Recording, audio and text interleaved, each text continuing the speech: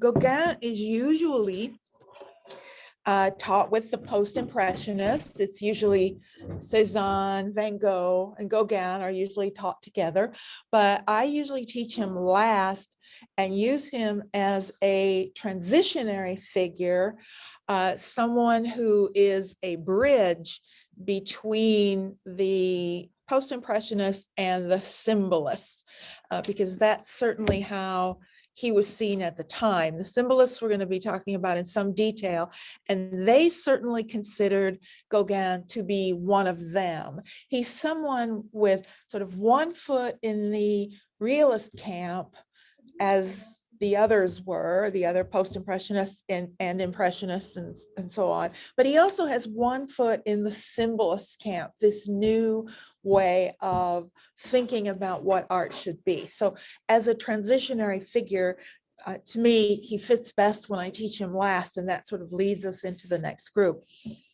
How many of you are familiar with Gauguin in some ways? Yeah. What's the one thing you think of when you think of Gauguin? Tahiti, of course. It's what we associate him with more than anybody else. So absolutely.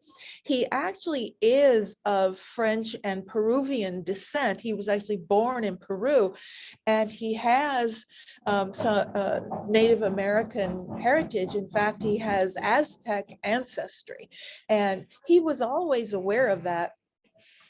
And he very much identified with that part of himself. In fact, all of the images of him, he looks very Aztec. I mean, I've taught Aztec art. There are a lot of images of Aztecs, and he absolutely has that physiognomy, and it's quite recognizable.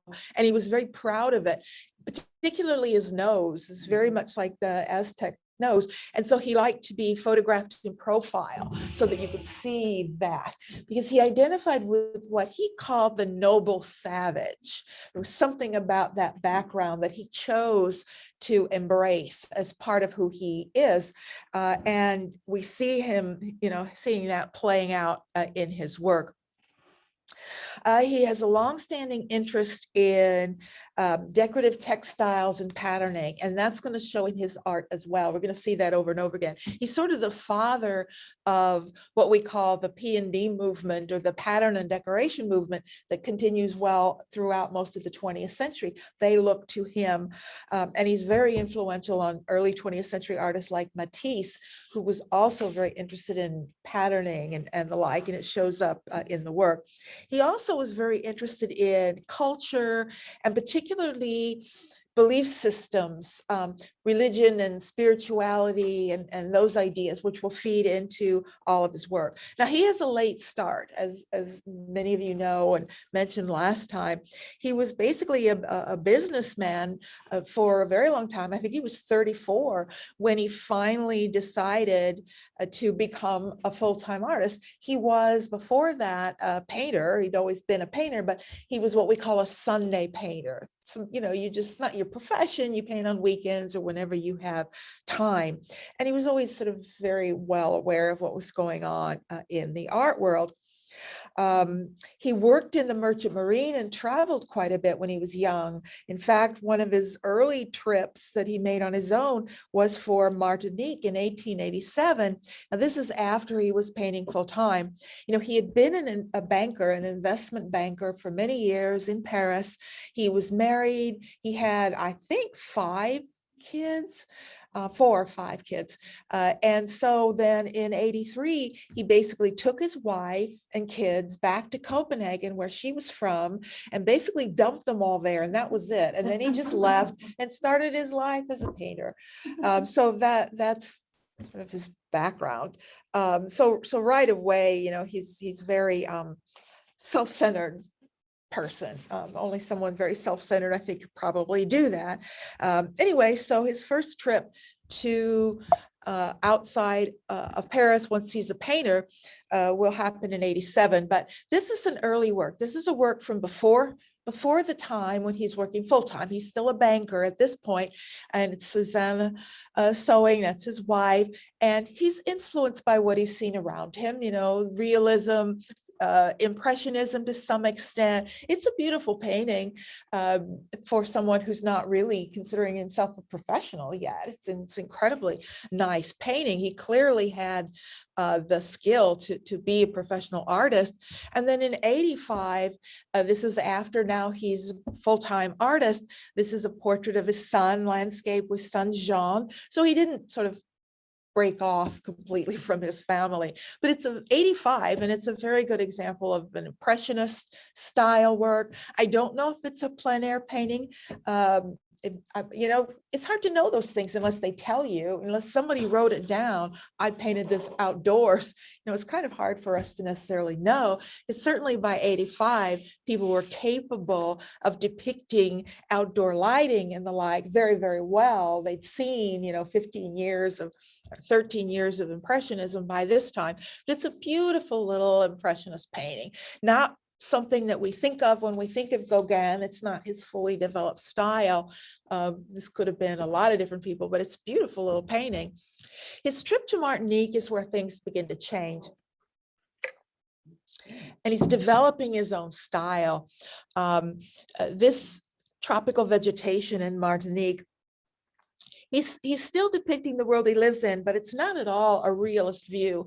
It's much more a sort of invented view, a sort of poetic interpretation. This isn't realism. You don't feel that he was standing there looking at this. He's created this from his imagination, but it's also a very different sort of style.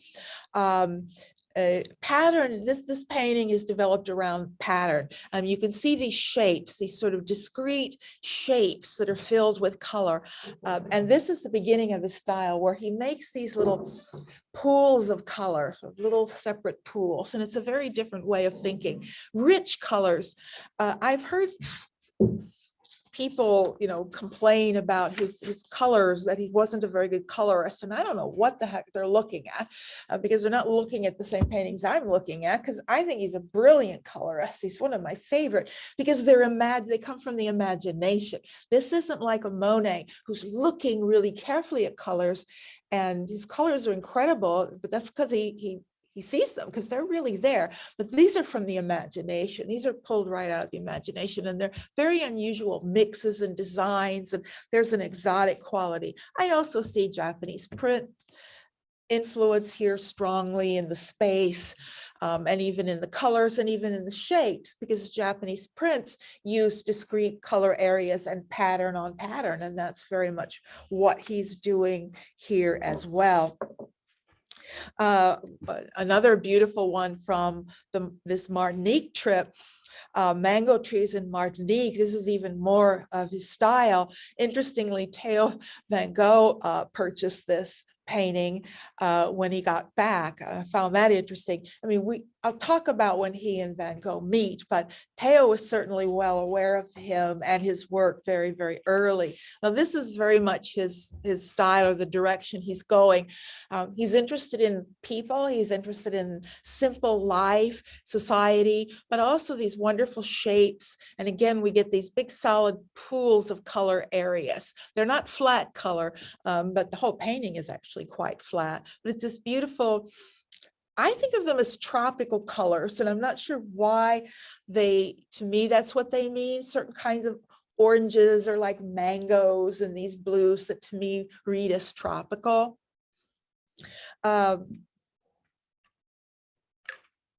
Side fact about the Martinique trip, he spent a good bit of time in the Caribbean, and he even took a job to make enough money to get home.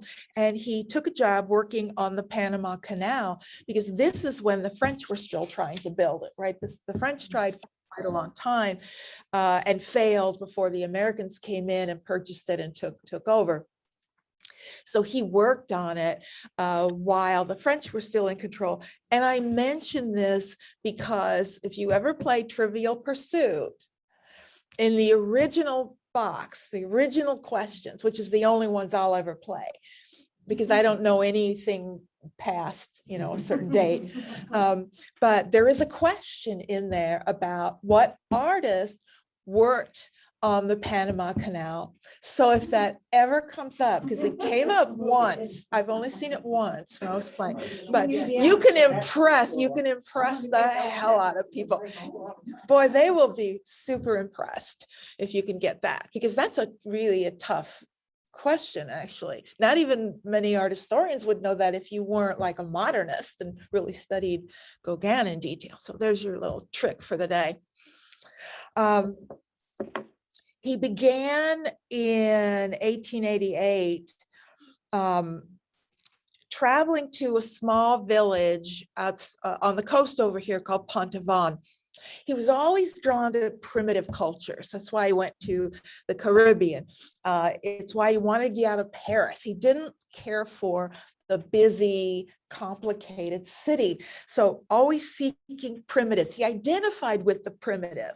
In fact, that idea of this modern fascination with the primitive is something we'll talk more about when we get into the 20th century. It's very common in the early 20th century.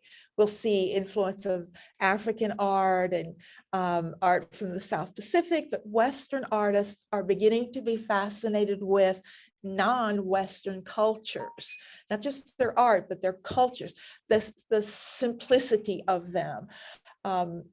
And Gauguin is one of the first to express this fascination. So going to a rural village like this was tantamount to traveling to, the Caribbean or the South Pacific. When you got outside of Paris, you were stepping back in time at this period.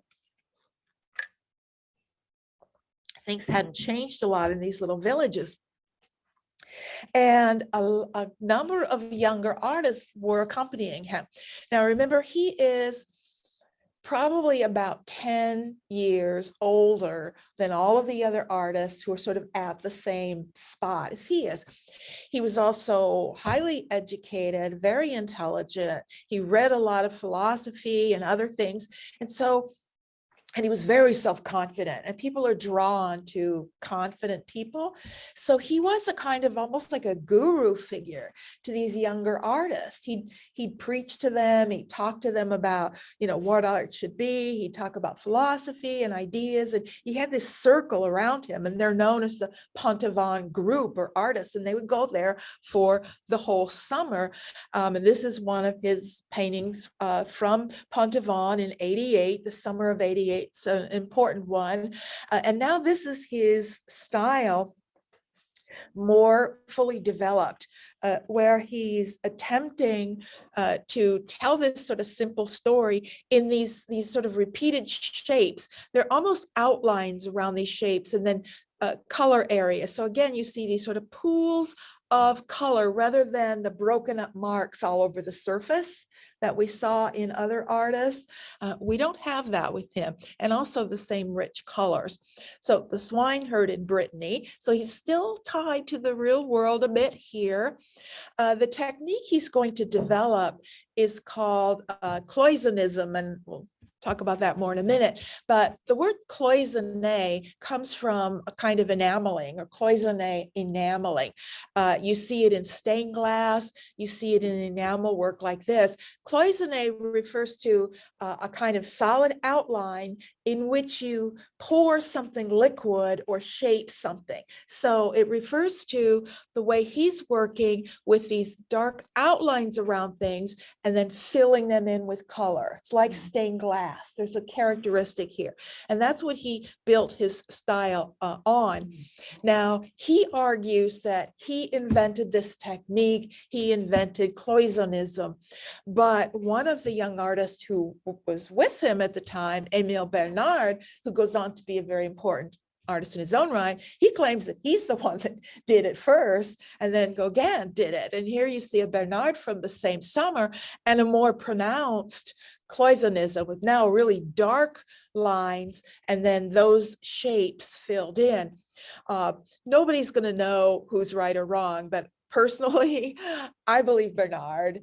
I think he probably did come up with it. There's no way Gauguin would credit anyone else with it. But, he figured, he's the head of the workshop, if you want to think of it that way. So he's going to take credit. One of his most famous paintings is this one, Vision After the Sermon, or Jacob Wrestling with the Angel. This is now purely from his imagination. It is Pontevin, it is depicting the people of Pontevin, but it's a totally imaginary scene. He's basically fascinated with religion and spirituality. Now, they're Catholics primarily, just like the people in Paris were, but he saw a difference in spirituality in a little village like this, as opposed to what he saw in the sophisticated churches in Paris. Because these people were deeply spiritual and strongly believed what they were hearing. And he kind of said, what if they were at church and they just heard a sermon about the story of Jacob wrestling with the angel, and they went out of the building and then they had a vision. So this is literally meant to be a vision, people having a vision. These are the ladies. This is normal attire for a French village at the time. Now, he's identifying this as a vision in two ways, by putting this sort of tree that sort of separates it into realms, this realm and this realm, and also by this incredible red ground. That's purely imaginary. It's purely from his mind. They don't have red grass in Pontevin and the ground wasn't red. It's just that it's an intense color. He's also one of the early artists who recognized the power of forms like colors and shapes to communicate associations and feelings above and beyond what they might describe as in the real world. So red, no matter what it's of, has a power. It's intense, it's emotional, and that's what he's trying to communicate, and that's why he uses the color. He's also using what we call gaucherie, and gauche in French means left, right? That's your left hand, it's gauche, go à la gauche, just go to the left. So it actually then, in common parlance, kind of meant unsophisticated. When I was growing up, it wasn't like that, but my aunt, who was left-handed, would talk about the fact that when she was young, and this would have been like in the 20s or so, that anyone left-handed was treated as if they were backward, like slow. There's something wrong with you. Like left-handedness was just an error, and they forced her to use her right hand. So the slang left came to mean unsophisticated, behind the times, sort of lacking. So gaucherie in art means intentionally childlike or intentionally unsophisticated looking. And when you look at how he's painted this, it's very childlike. These aren't realistic looking people. They're not in perfect detail. There's a simplification to the forms. Now, we saw that painting of Suzanne from much earlier. He's perfectly capable of painting these in a very believable, naturalistic, sophisticated way, but he's intentionally depicting them to parallel what he sees as an unsophisticated, and not in a negative way, but a lack of sophistication. I shouldn't say lack, I should say absence of sophistication that parallels their sort of spiritual beliefs. So he sees them as simple, I shouldn't say unsophisticated, I should say uncomplicated, because he saw it as a positive thing, not a negative thing. So the technique of gaucherie is intentionally being used here. And that's something else that's going to be, we're going to see more in the future. Japanese prints, he's borrowing this idea of the tree directly from this Hiroshige print that we know he knew and had, and Van Gogh had a print of this as well. But so he's using this device. Now he paints this. Okay, so we know what's happened. We talked about Van Gogh. 88 is the summer when he is finally bribed into going down to Arles in the south of France to spend some time with Vincent van Gogh, right? And so he goes down in October, and this is a painting that Gauguin does of the cafe at Arles in his style, the typical cloisonné, you know, outlining, etc. This is most interesting when you see it in comparison to Van Gogh's painting. Now, Van Gogh didn't paint this while Gauguin was there. He had painted this earlier, but they do make an interesting comparison because you don't in Gauguin's have any of that intensity of emotion, partially because he didn't have that emotional connection to the place Van Gogh did. But one of my favorite things about this painting is the cat down here. Let me back it up, you can see it a little better. I love this cat, and I have no idea if this is intentional or not. Black and white cat, but when you look at the overall shape, you see the cat, but look at the white space as a positive space, and now I see a dog. Maybe it's just me, because I used to have a poodle, but I see a poodle. Don't you see that white shape? No, I see a mouse. You see a mouse? Don't look at the black. You see a mouse in the white shape. Interesting. Yeah. I don't know if that was intentional or any of it, but it is a little touch of patterning that he's thrown in. You know, he's interested in these shapes and this little pattern that he makes. And I love that little detail. I can't help but see a poodle. Yeah, I see a poodle. But I'm trying to see the mouse, but I don't see the mouse. Well, you see two ears and a tail to the right. I don't know what the white Oh, part that's a tail. Oh, these are the ear. Yeah. And that's just tail. sort of space over there, but Okay. and I The love black the idea actually of the looks cat like- and mouse. So Yeah, the black does look like a cat. Yeah, the black is meant to be a cat outline. I'm sure of that. So he does mean that. So yeah, he's just playing with pattern. But And take a design. look right by the leg. That actually looks like a lady's face with hair. So it's like Here? 3 figures in there. It Here? looks like On the no, left? just to the right of the leg. That looks like eyes, nose, chin, and hair. It looks like just to the right, excuse me, just to the right of the bottom of the leg. It looks like a lady. Oh, a possibly puppy profile. And a cat. A profile. Yes. Yes, I see it. This. Yeah, I think there was a cat there and he just put it in for fun. I think so too, but he played with it a little bit to make some interesting patterns. I mean, I don't think he was trying to make all these, we're probably overreading the whole thing, but nonetheless, I love the little cat and I love the little decorative detail.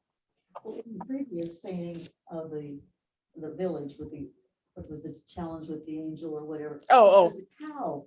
and a- yeah. What's the purpose of the cow? You know, I meant to look up the story. There, Yeah, I meant to look up the story. It does have something, I think, to do with the story. I honestly don't remember. Okay, this is your homework for next week. Figure out why there's a cow there and if it has any relationship to the biblical story of Jacob wrestling with the angel. I'm not sure. I think he just might have put it in because it's a village. But yeah, honestly, I don't know. Lost me there. Okay, also in Arles. So he gets to Arles and he starts telling Van Gogh to stop painting from what he's looking at, to start using his imagination. And to demonstrate that, he does something like this, the Women of Arles. Now, this is purely from the imagination. I don't know what the heck's going on over here. This is his patterning. He starts bringing in these wonderful, sort of totally abstracted, what we would call non-objective, because I don't know that they reference anything, but it's just about shapes and colors, and he's creating a kind of mood. And this is sort of the grounding or the forerunning of where the symbolists are going to go. But it's all about these sort of shapes, a little bit of reference to reality, but not a lot. And of course, we know that doesn't end well, and he ends up leaving and going back to Paris for Is that an umbrella where? in front of the women? Oh, Oh, yeah. I mean, they didn't have colored umbrellas then, but I just thought it was like a mound of earth or something, but you know, or it may not be, I mean, it may not be anything at all. It may just be a pattern for him. But yeah, you're right. I never noticed it, but it does very much look like the edge of an umbrella. And the little red things could be anything. I think, yeah, I thought maybe it's a fence, like Maybe the it's a top of a fence. picket, I and can't- these big yellow cone, they're shapes, they're just shapes, they're just shapes. And he's the only one doing this. However, Van Gogh does have an impact on him. He will never admit anyone influences him, but it's not true. This is Gauguin, but it's definitely influenced by Van Gogh. In terms of the subject, here's a Van Gogh from around the same period. And while they're not the same, and he's still going to do his outlining and his pools of color, his tighter areas, this is still very much a realist painting. And clearly Van Gogh influenced him in painting this scene. So he goes back to Paris. It's beginning of 89 now. He's done with all of that. And he's very, very now focused on this style.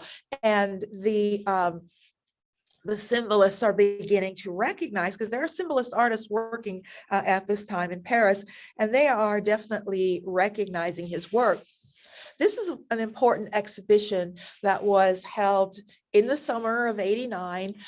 It is the first expression of the symbolist aesthetic, and it's completely centered around Gauguin and his students. And we'll talk about those students in a minute. It's known as the Café Volpini exhibition because that's where it was held. You know, it's just like a bunch of artists get together and they find this cafe and talk the guy into letting them put their art up on the walls of the cafe. That's it. It's no more formal than that.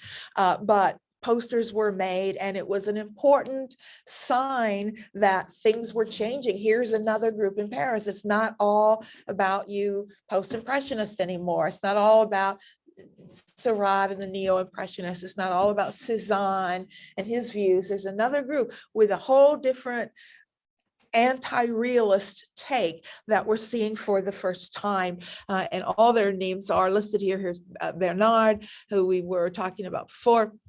Ludovic Nemo is actually not a real person. That's a pseudonym for Émile Bernard. He showed under two different names. You know, it doesn't mean anything, but little things like that.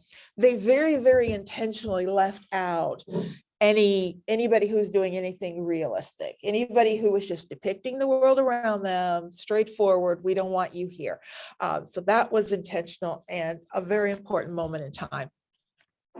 So his work changes from here on. He wants his work to be emotionally faithful to the subject, not necessarily visually faithful. So yeah, he's being true. They're still telling truth, but it's no longer defined by the external truth of what a thing looks like. It's more about the internal truth of a moment in time. And so this is his first sort of symbolist self-portrait, where, you know, he's exaggerating his nose to look more Aztec, but we're getting all these wonderful sort of abstract and curvilinear forms and the like from 89. He also does a couple of these, as a yellow Christ and a green Christ. Remember, he's fascinated with spirituality, and he's not necessarily in a Christian sense, but in any sense. And so his work is now referencing folk traditions. This is that gaucherie again. It's very childlike in terms of proportions. And he's not really influenced in Christianity or Jesus in the context of Christianity, but as a symbol of spirituality, and particularly as a figure in terms of the idea of self-sacrifice as a concept. We're going to see a lot of the symbolists will deal with images not only of Christ, but of Buddha and other figures like that, because they're interested in, you know, the concept of spirituality. And that's why we see this in this very childlike manner. Hey, Peggy, excuse me. This is Evelyn. I'm at home. Yeah. And these slides are now not fully viewed on my screen. For instance, right now, the right hand, well, looking at the picture, my left side I don't see the hand. Christ is on the cross. but Yeah, The left hand is cut off. well, I'm not sure. I'm not sure what that means. Is Is anybody it else? just mine? Yeah. Tell her to hit escape. Okay. Try hitting escape. I did it. What did that do? Well, then it reduced the whole, it didn't fix the problem, and Now, can you and drag it? now the whole slide is like 1/3 of the screen. So, and now I'm going to go side by side mode. And drag it bigger? Oh, drag it. There we go. There we go. That did it. Thank you very much. You're Oh, welcome. good, Okay. good, good. Okay. Yeah, that did it. Thank you. Yeah, right. Yeah, that's exciting to actually have a problem with technology and it gets solved. Yes. That never happens to me. Excellent. Okay. The art, I want to say, at this point, Gauguin is being embraced by the symbolists. And we see that particularly in the writings of the art critic, Albert Aurier. I didn't talk about him before because it just wasn't time, but he was a very important person in Paris. And he actually went down to Arles to visit Van Gogh.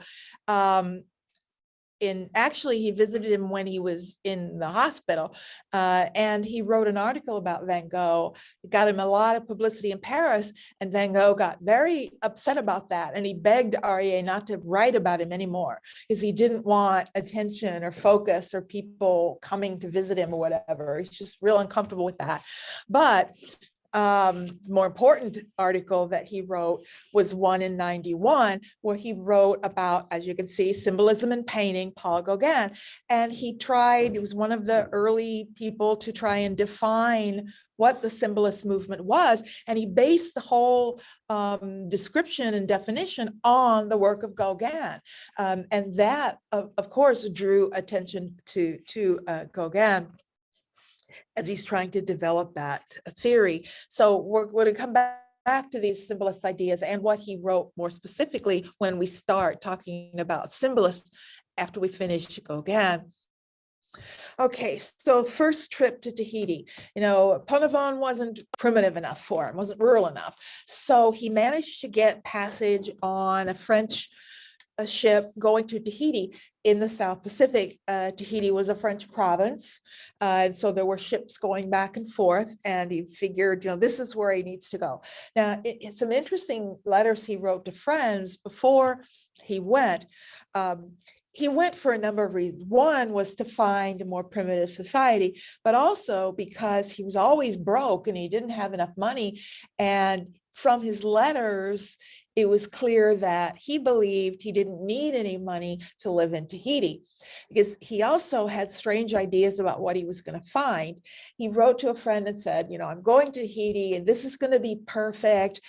Nobody has to work there. Everybody just lays around on the beach all day. And if you need food, you just pick it off a tree. And obviously it sounds so naive to us today, but he seemed to really believe that. Of course, he's going to be disappointed when he gets there because nowhere's like that. I mean, people work everywhere for what they have. So he was really kind of always disappointed, but it's because his expectations were a little bizarre.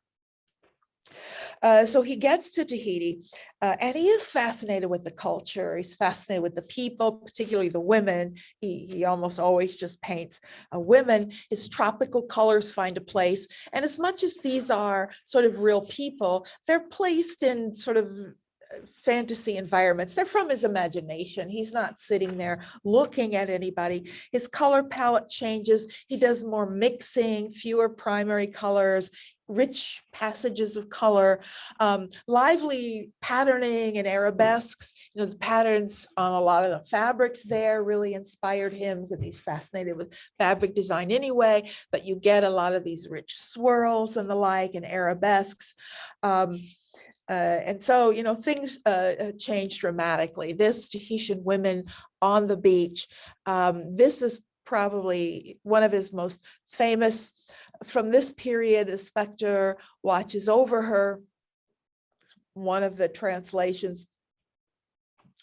And it's really pulls together so much about him.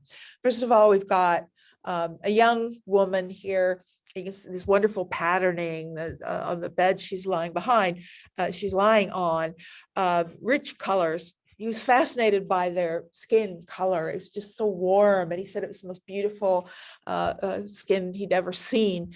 But then you get up into this area now and it goes totally abstract. How are we to interpret it? Well, he's already done one visionary painting, right? The vision after the sermon was about people having a vision. So is this another one? You know, is this girl having a vision? Someone has died. And all of this is visionary, and he's communicating that through this sort of abstract quality that suggests it's in her imagination. And the specter here. Now, it's not meant to be a frightening thing. In many cultures, the dead and spirits of the dead are not necessarily frightening things. They're protective things. So the spirit watches over her is protective. Western interpretation tends to shift it to a different meaning. But it's about a belief system, what the Tahitians believe about death. So it's spirituality and a kind of simple spirituality that he's examining here in a work like this. I love the sort of, again, the patterning everywhere and the swirls and the colors and the little sort of explosions, lines like this. These are things these are none, I don't have the dimensions on this, but none of these are large because he's sending them back to Paris as he paints them. He goes back to Paris in '93. He gets a small, he inherits a small amount of money and he has to go back to Paris to get it. So he was like the scandal of Paris for a little over a year, not quite 2 full years, but he brought his, I believe, 14-year-old mistress with him. Might have been the girl in that last picture, I don't know, and the monkey, and he was quite a sort of scandal in Paris for those couple of years. He painted this while he was there. To me, it's obvious this is not painted in Tahiti. This is very different from what he painted there. It's much more intentional. It's more Western, sort of classically composed. You have symmetry, you know, balance on either side. These two balance those two. There's something about it that's not as naturally flowing. It's more contrived in a way. It's a small painting, actually. It's in Art Institute of Chicago. If you ever get up there, you can see it. But what's interesting about it is the area down here, the water. These abstract forms and shapes are, again, another foreshadowing of the direction that art is going. And he captures this fluidity. Now, in '94, one thing that is influential in Paris, in addition to the symbolist, because this is very much a symbolist kind of line. All of this down below here is pure symbolist art, as we'll see in a little bit. But Art Nouveau is also closely related to symbolist art, and it's also happening at the same time. So all of that is about that. This is what's left of his memories of real things, and then it goes into this other passage. Now, he went through his inheritance pretty quickly, ran out of money, so he had to go back to Tahiti. In fact, his friends organized a sale of his works in order to help him raise enough money to make his passage to go back to the Pacific, where he could live cheaper. But I just want to show you this briefly in situ so you can see the scale. This is the largest painting he ever painted. We'll look at the painting in just a second, but first I wanted to show you the scale, 5 foot by 12 foot. He never did anything anywhere near that scale. And this is the actual painting. He did this in '97. He went back to Tahiti, but he was increasingly depressed because it was getting built up more and more. It was becoming more populated, more westernized. He discusses it in a letter. He intended this to be his last painting. He was planning to commit suicide, and he painted this as a final statement. He did attempt to die by suicide, but it failed, and then he just let it go. He changed his mind after that. So it was meant to be something pretty profound. I don't think you can get much more profound than this title. You know, where do we come from? Where are we? Where are we going? I mean, those are like huge questions. This is like, what is the meaning of life? Huge. And he tries to deal with that through, again, images of Tahitian culture.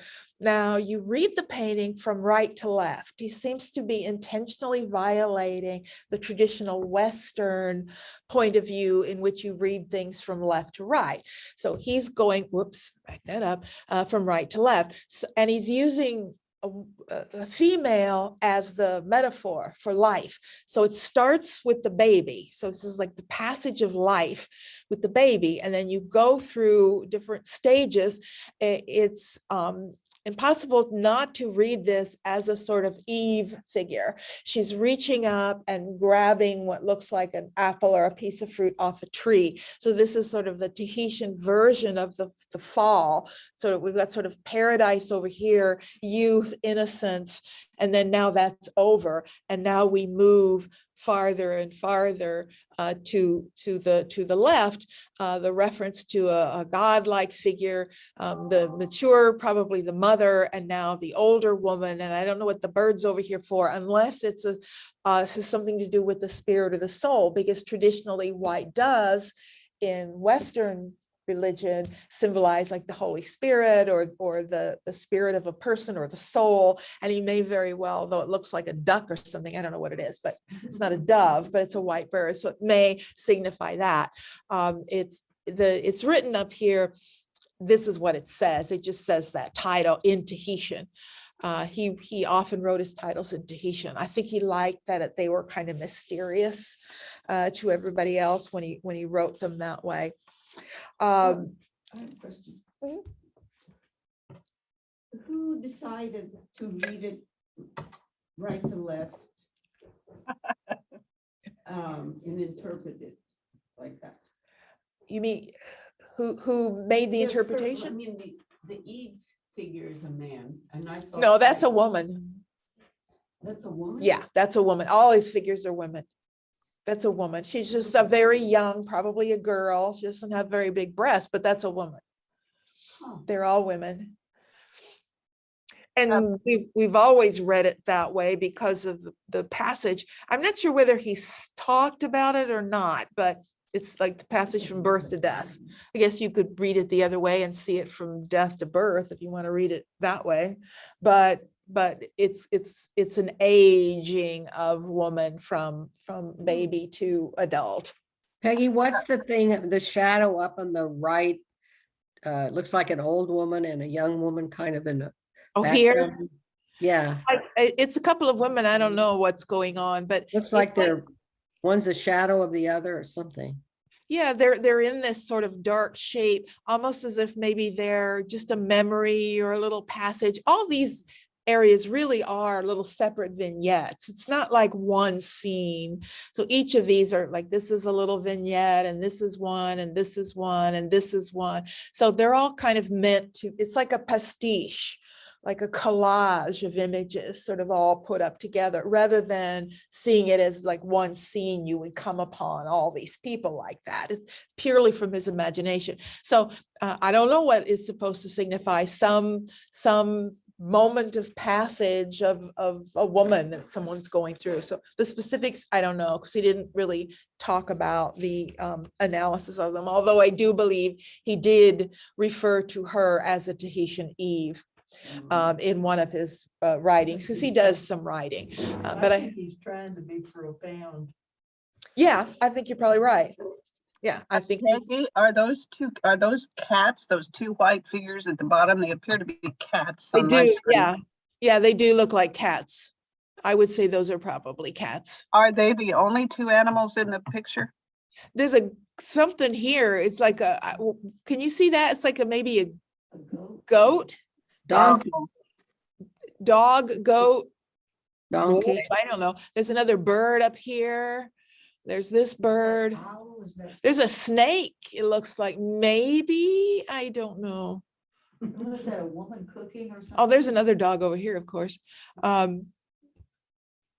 Yeah, I don't know. There's a lot of, I can't really, There's a it's, lot going on there. you know, it's a great big painting. If we were in front of it, we could probably see these things better, but unfortunately, this is the best we can do. Yeah, it's full of a lot of things. And My problem with Gauguin is in these paintings is that he is so crude yeah, and the figures are crude. I mean, they're right. drawn almost like they used to do in, it's almost Right. like there's no, what's the word? I'm not sure what you, well- sophistication. If There's they're not 3D, are they? No. Flat, there's They're no- very flat, right? He's intentionally trying to make them simple. I mean, he's paralleling the culture. He wants it to be childlike, not as a negative thing, but as something he admired about the culture. Yeah, it's Western condescension is what he's doing, clearly. But, you know, this is the 19th century and, you know, this is part of the French Empire. These are provincials in the French Empire. The only, you know, he's still seeing them as somehow lesser, but at least he admires their culture in some ways, but it's still a colonialist view of Tahiti. Yeah. You're still a colonialist, even if you say, I really like these people, you're still talking about them as if they're children. And less sophisticated than you are. That's that moment in time. And 12 feet, that's pretty large. That's It's very almost large like for him. Picasso's. Yeah, it's like Guernica. It's Yeah. remember, you know, the bigger the painting, the grander the Yeah. statement. He wanted to make his grand statement and then walk out the door, but he didn't. He got sicker and sicker. He suffered from syphilis, which was the plague of the 1890s. It was like rampant, killing people. And it's a terrible, from what I hear, and not a pleasant thing. Tahiti became too sophisticated, so he left in 1901 and went to the Marquesas Islands, which is quite a ways away from Tahiti, I think, if I can remember my map, and lived in much more simpler life. This is the actual hut that he lived in. He died in 1903 from syphilis, the complications of syphilis, and became very important. You know, it was a major retrospective of his work in 1904 and again in 1906.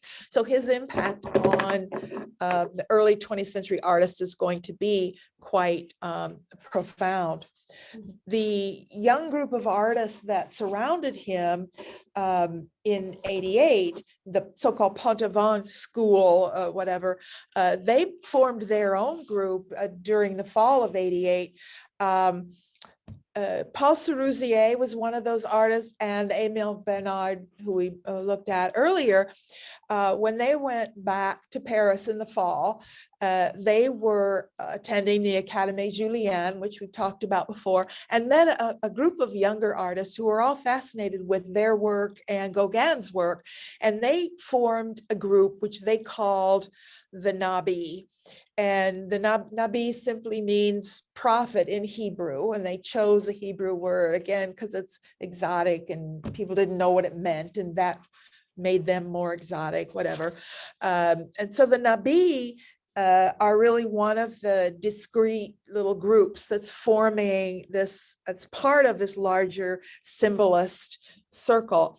The painting that really drew them all was this painting by Seruzier. He had painted it during the summer of 88, while, you know, straight from, you know, the mouth of Gauguin. Gauguin's telling him all these things, use your imagination, how to use color, how to do all of this. They're talking about philosophy and what art should be. And Seruzier paints this small painting called The Talisman. And it's actually painted on a cigar box lid, so you can get a sense of the scale. This was actually fairly common. Wooden cigar boxes were everywhere at the time, and artists would typically use them sometimes as a crochet box.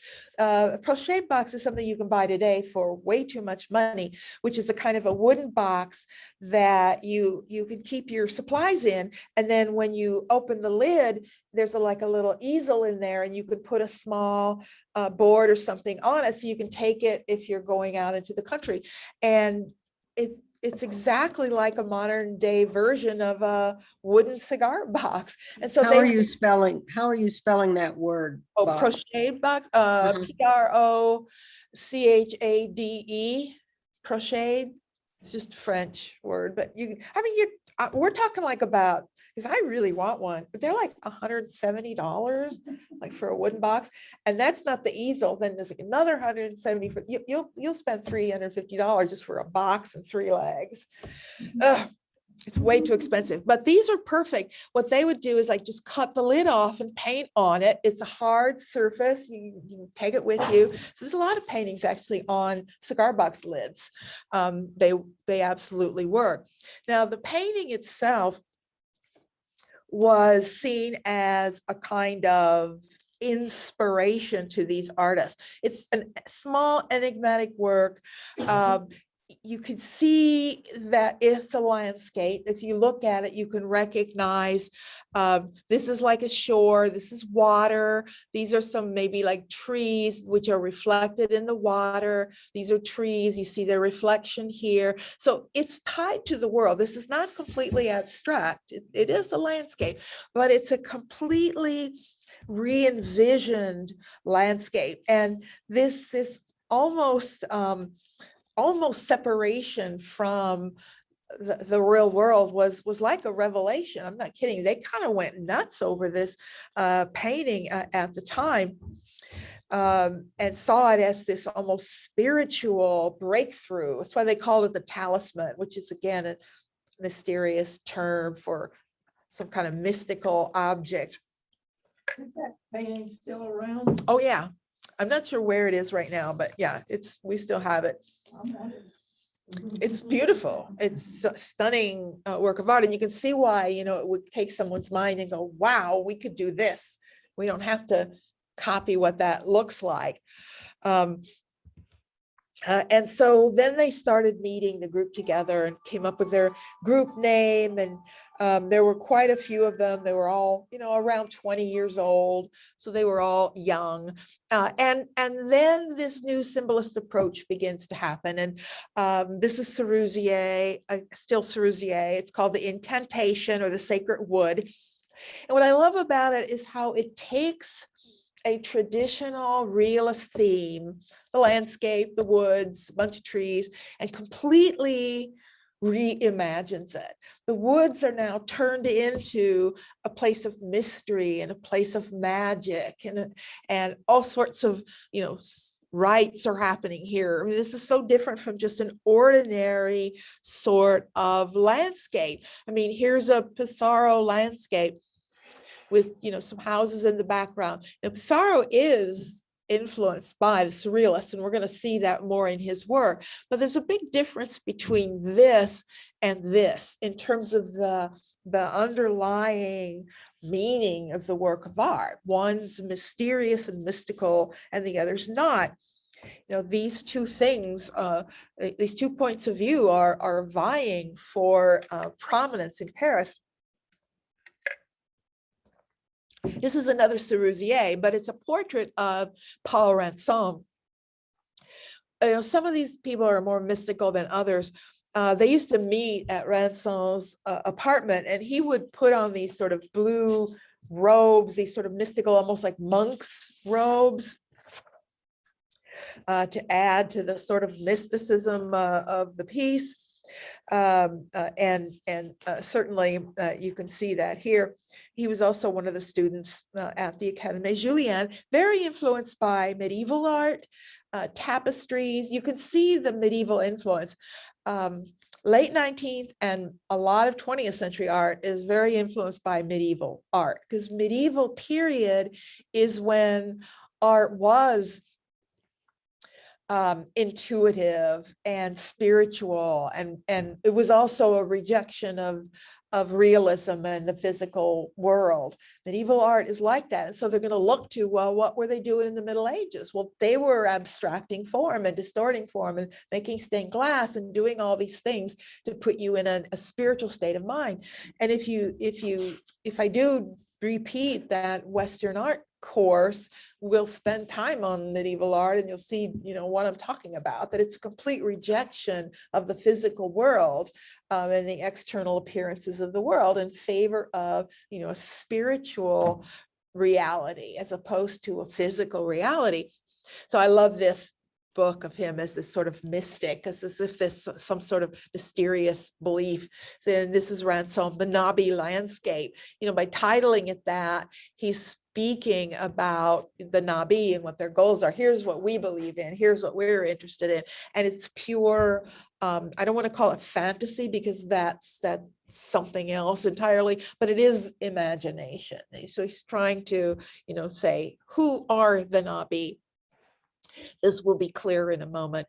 He also deals with this sort of spirituality, Christ and Buddha, and you've got all of them here, again, with this wonderful curvilinear organic forms and other figures writhing in the background, speaking about an internal reality as opposed to external. Maurice Denis.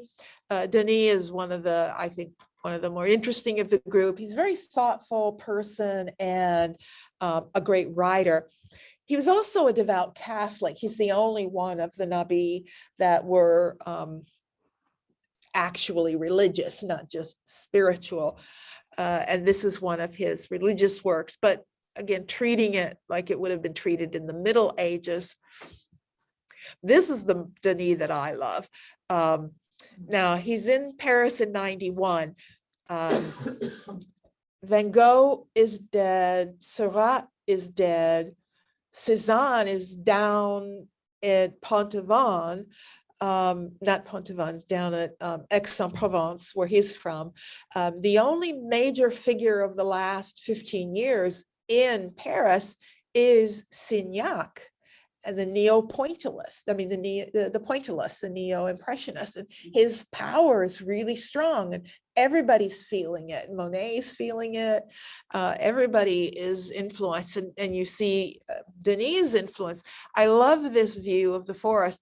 April picking anemones. Clearly it's a pointillist technique, but it's not a realist scene. It's purely imaginary. Again, it's like a fairy tale or a mystical place or a magical place where things happen in these beautiful colors. Signac at the same time, he's picking up Signac, but Signac is picking up his line and his sort of mysterious and mystical, all these lines, these are coming right out of the symbolists. So they're both taking from each other at this really interesting moment in time. Signac has almost eliminated realism, except for there's some sailboats, some women at a well, but that could pass as a symbolist painting as far as I'm concerned. Jacob wrestling with the angel, Gauguin did it. And now Denis does it in his own way. As an interesting dance interpretation, that you can see how, Gauguin is their God, right? Even if they weren't out there studying with him, he's the one that's influenced them. And his cloisonne technique, the dark outline and then the pool of color inside, the dark outlines on the trees and the distinct pools of color. How do we know who's Jacob and who's the angel? I haven't a clue. On this one, yeah. Got me. There's no wings in this one. Yep. Your guess is as good as mine. She looks feminine. This one looks feminine to me. So I'm going to guess that's the angel, but All the Old Testament. All the Old Testament. every angel in art is female. There are no images unless you're going to deal with the archangels and you've got a specific person identified. If this is Michael or Gabriel, that's different. But if it's just generic angel, female, even if you can't they're usually sort of androgynous. I mean, you really can't. It's not like they have strong female Old or Testament male, but they're angels talked are about male. as she and identified as she. That looked like a snake, that pie. Yeah, it does. I thought it was a snake at first with those spots. I wonder if that's, that's not a, I'm going to take that back. I got that exactly backwards. They're all male.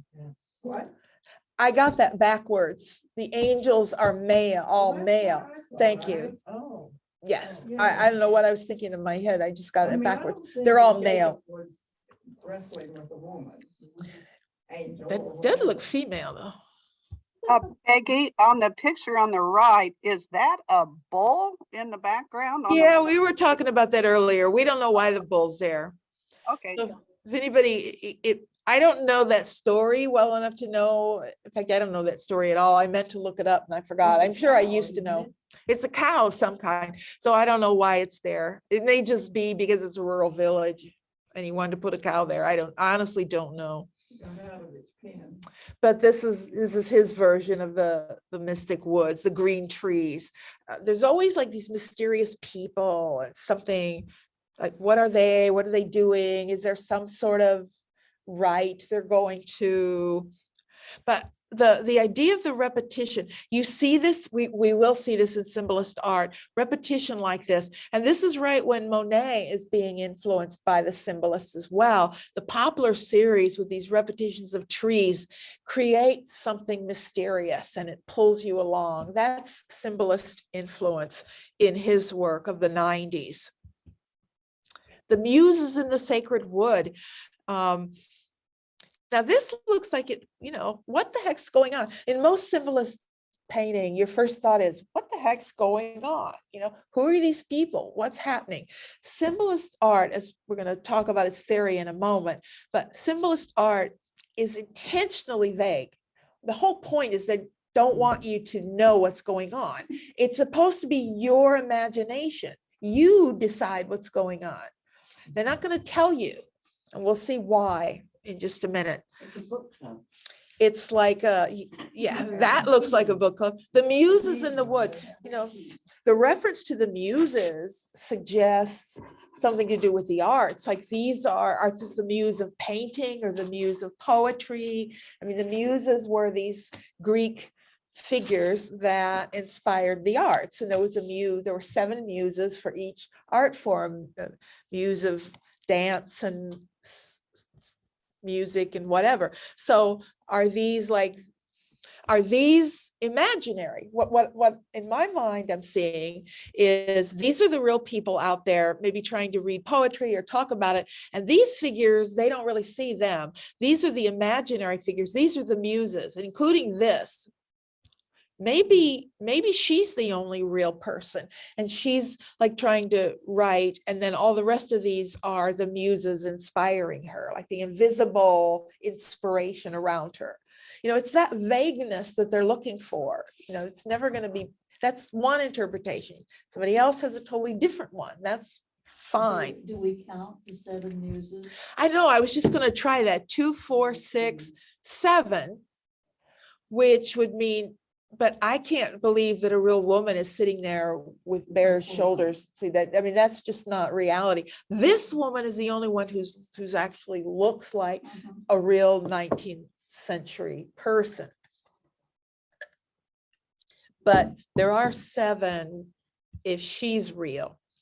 We're getting too literal now. This is symbolist. Saying is real. Looks This- like 9 to me. The one with the dark hair. This No, woman, the one in the dress. the right? one in the dress that goes up to her neck. Yeah, I Can you think see it's my, dark let hair. me There's 6 in the background. get me light, my laser. There are 6 in the background. Right. So I think this person here is not real. You're not going, that's not a real person with this black tunic over his head. Why is Looks my, like some sort of priest with a Bible. and Peggy, why are 2 figures in black? There's some significance about black, isn't there? probably, there's no answer to this. It's a symbolist painting. He doesn't want you to be able to easily read them. That's good. Yeah, that's right. It's mysterious. It's something for you to ask, something for you to talk about. It's not something for anyone to answer. So I don't have an answer to any of it. That's the whole point. It's intentionally vague and open for analysis. So those are the early ones, Gauguin's followers. And that leads us into the symbolist movement. And in the handout that I gave you, I have a number of different sort of excerpts from these people. What is the symbolist movement? I have RIA's statement, a statement from Moreas, statement from an artist who we'll look at, Odell and Redon, and then another critic. So RIA, Moreas, and Kahn are art critics, and Redon is an artist, a symbolist artist. RIA is the one who coined the term ideist, as opposed to realist. Realists, we know, they're the people that look at the world they live in and depict it. He says the symbolists are ideists. Their art doesn't come from out in the world, it comes from inside. It's an idea-driven art. That word sticks a lot.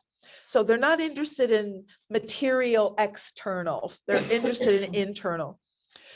Moreas is the one who talks about sort of lack of clarity. He says the enemy is clarity and objective description. That's the enemy. The symbolists are disdainful of realism. Thus, they edify subjective deformation.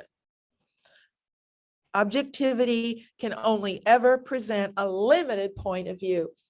I don't have it down here, but the most famous symbolist poet, and symbolist movement comes from poetry. The symbolist poets were writing first, and they were doing this in their poetry. These artists are coming along looking for a way to accomplish the same thing in painting and sculpture. So it's a literary movement to begin with. So I think it's important to keep that in mind. And one of the most important poets at the time was Stefan Mallarmé.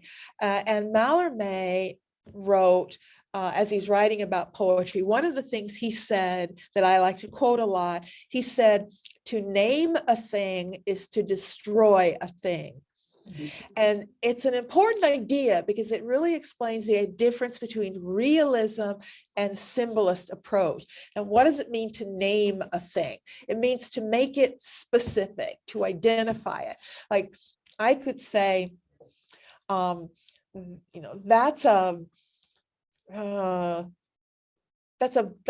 birch tree, but if, well, that's not a good example.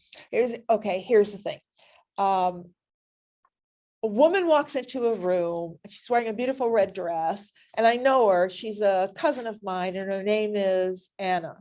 Okay, so if I said Anna entered the room, that is not very evocative or mysterious. But if I said a woman in red drifted down the staircase, that's evocative. Now you can imagine it and fill it in because I wasn't specific. I wasn't limiting it to one person. When I limit it to one specific event, it loses its mystery. It loses anything evocative. But if I just leave it blank and unexplained, then you can fill in all those explanations and it becomes mysterious. So that's what he means by to name a thing is to destroy a thing. And I'll come back to that as we look at the art.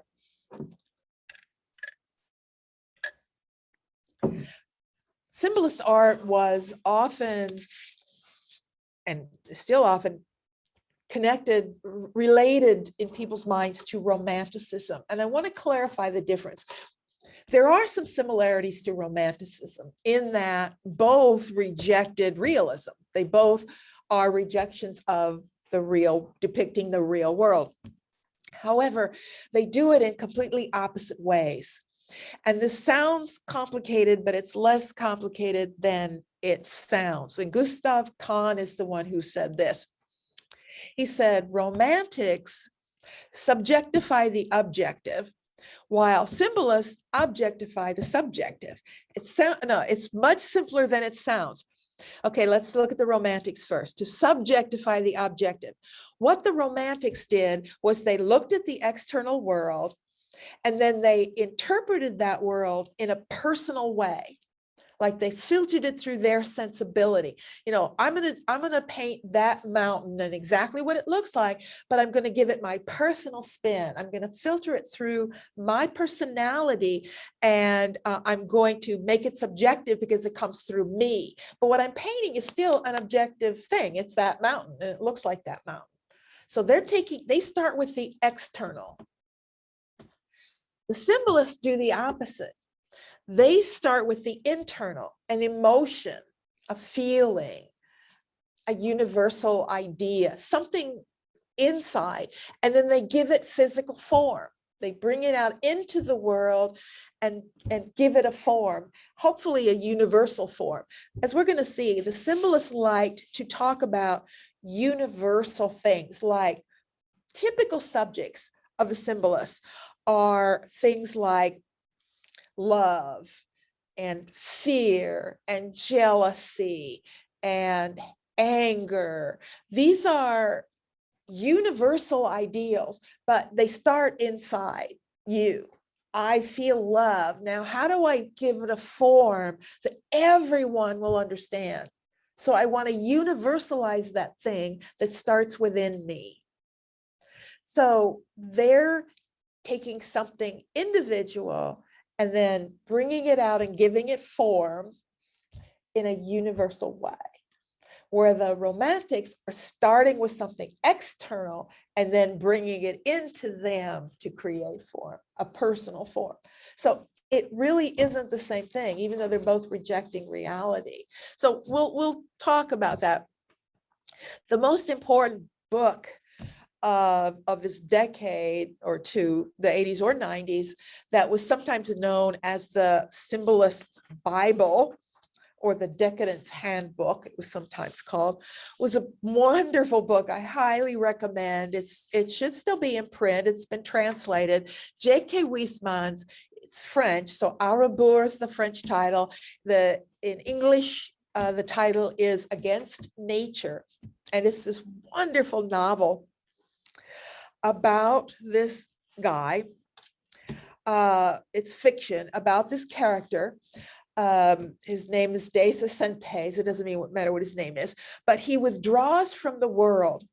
He, in order to contemplate aesthetics, it's the perfect metaphor of the rejection of reality, rejection of the material world, because he just pulls out. He like gets this little cottage way out in the woods. He takes all these paintings and literature and poetry, and he just goes out and isolates himself in his cabin, and he just contemplates art and contemplates poetry. That is the kind of symbol of the symbolist point of view. Huysmans, rejection of physicality. They hate the physical. Huysmans, his name is on here. It's right below. J.K. Huysmans, Huysmans, but it's on that handout as well. And it's in English. It's published in English, and I used to have a copy, and a student stole it from me. I know they did. I've had a lot of things stolen by students from my office, and this book was one of them. And I left it a little too obvious on a bookshelf, and I turned my back, and it disappeared. So I need to get myself another copy because I want to reread it. So he surrounds himself with evocative works of art, and he makes a number of artists very famous because he talks about real artists working at the time and real works of art, and draws attention to a lot of artists, and it really made their career. So that book is a model for everything dealing with the symbolist movement. Now, why does he go off and isolate himself? There's a sense of isolation for kind of spiritual purity, almost like a monk would go and isolate themselves in a monastery in order to contemplate spiritual ideas. It's like a removal from the physicality. They hate realism for a number of reasons. One of them is because it's mundane, it's common, it's ordinary. But it's also very physical, and Courbet painted, ugly. They hate the ugly. They only want the beautiful, and they hate the sort of ugliness, the rawness, it's sort of impure. And so isolation is the way to do that. One of the earliest artists to embrace it, and symbolism is not a style, it's a movement. You're going to see artists working in extremely different ways, but they're all under the same impetus. It's all the same. Moreau is quite famous, and he's very early. We're also going to see a number of themes repeated over and over again because they become metaphors. This is Moreau, Gustave Moreau in Paris, his Orpheus. Orpheus is a commonly depicted theme. It comes from Greek mythology. Orpheus he's the symbol, he symbolizes the arts. He was a musician and a poet, and he played a lyre, a stringed instrument. And in Greek mythology, he is torn apart by Maenads, who are women who are practicing this religion, this Dionysiac religion. And anyway, he gets killed by these women in frenzy, and they tear him apart. And his head goes floating down the river, and it's on his lyre, and it floats down the river, but he's still singing while his head's floating down the river. So he's the symbol of like perseverance and art, and the symbol, you can't stop art. So he's embraced by artists. But it's also the severed head we see a lot in different forms. It's a symbol of turning inward. If you don't have your senses, if you don't see and hear whatever, you turn inward. So it's a symbol of shutting off your senses, because the senses are sort of the evil.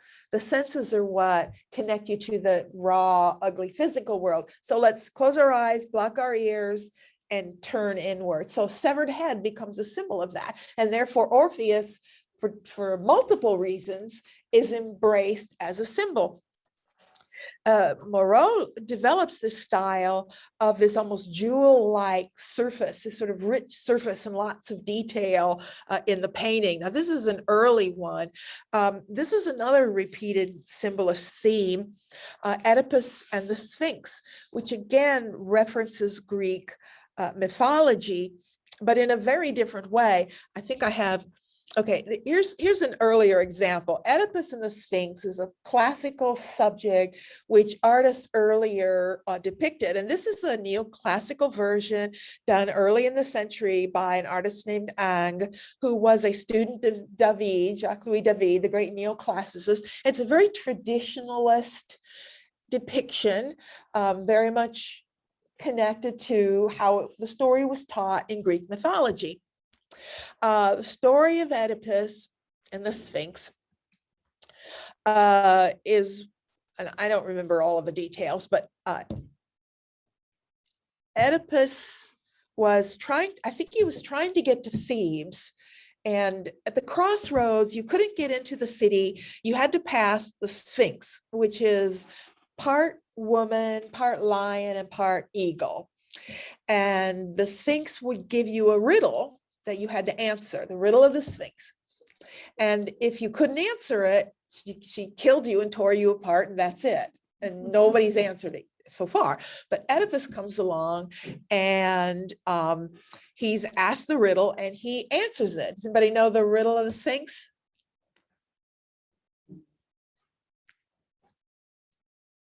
Everybody knows it now because it's been repeated so many times. Everybody can answer it, but it's what walks on 4 legs in the morning, 2 legs at noon, and 3 legs in the evening? Not heard that before? A person, a man. Yeah. A person, right? Very good. because in the morning you're a baby and you're crawling, so you're on 4 legs. And at noon you're an adult, so you're walking on 2 legs. And then at night you're an older person and you have your cane and you're walking on 3 legs. So that was the answer. So he answers it, and the Sphinx lets him through, but he's also, now I don't remember a lot of this detail, doesn't matter all that much, but he's also cursed somehow, and He kills his he father. kills his father, but he kills his father before he gets to the Sphinx or after.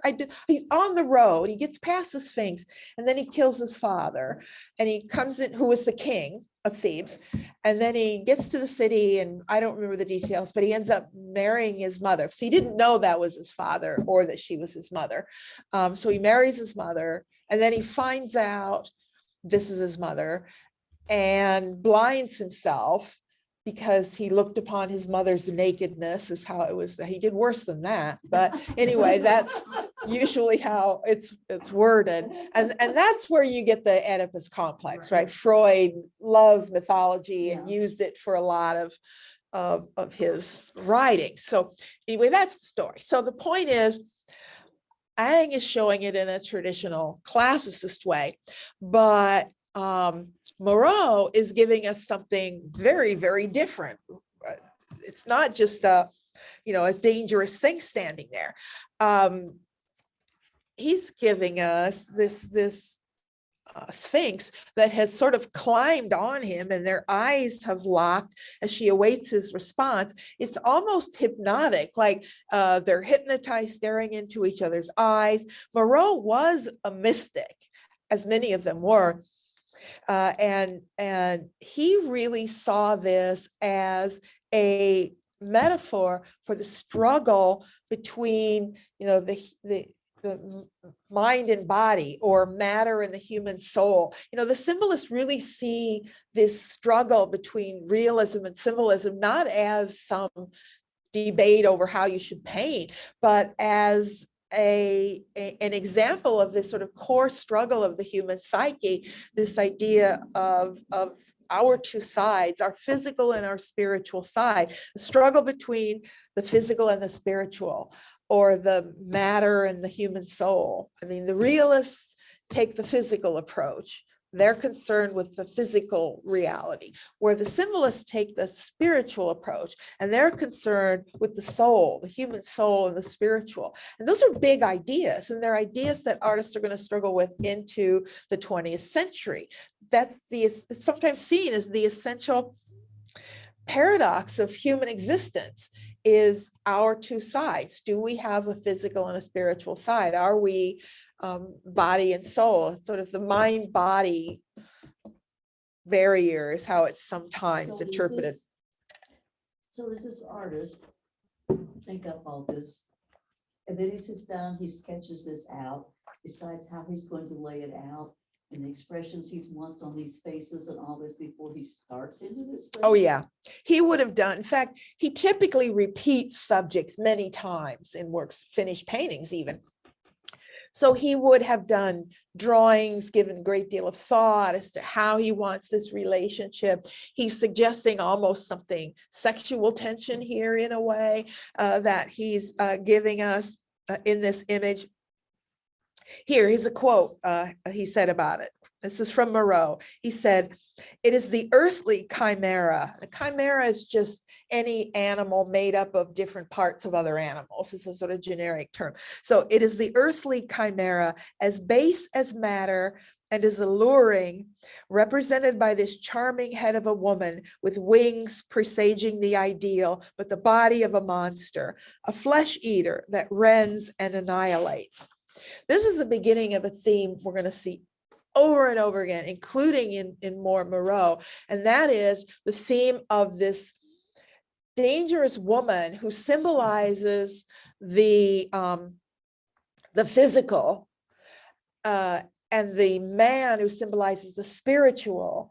And it develops into a huge, complicated myth of the femme fatale in the 90s. And we're going to see it play out in numerous different stories. It's all about the threatening woman.